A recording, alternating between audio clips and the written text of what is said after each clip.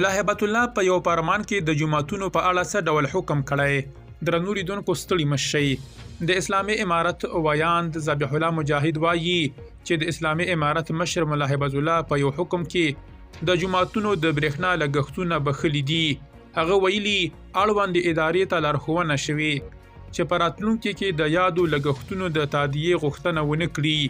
د اسلامي امارت ویاند ذبیح الله مجاهد د څلورنۍ یا چهارشنبې پر ورځ پر خپل ایکس لیکلي چې مشر یې په یو حکم کې له مسؤلانو غوښتنه کړې چې د جماعتونو د برېښنا کاره څارنه وکړي چې په نورو ځایونو کې ورڅخه ګټه وانه خیستل شي.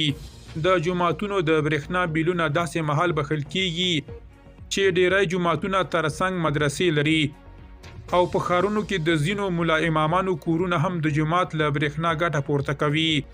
څو ورځې وړاندې د افغانستان برېښنا شرکت مسؤلانو ویلي وو چې د ولسواکۍ له وخته ورپاتې د ازبکستان، تاجکستان، ترکمنستان او ایران وارداتي برېښنا لري، خو دې وارداتي برېښنا لا هم ستونزه نه ده حل کړې. دویم خبر، پرون ماښام د روژه ماتي پر مهال په بنو کې د غبرګو ګاډیز بم بریدونو او ډزو له وجې د ولسي قربانیانو د جنازې لمونځ په ډله ایزه توګه په ځایي وخت نن ماسپښین ترسره شو.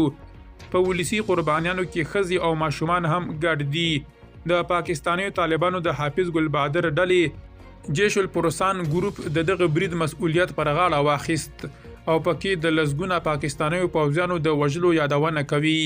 درنو لیدونکو له مالتیا مو مننه.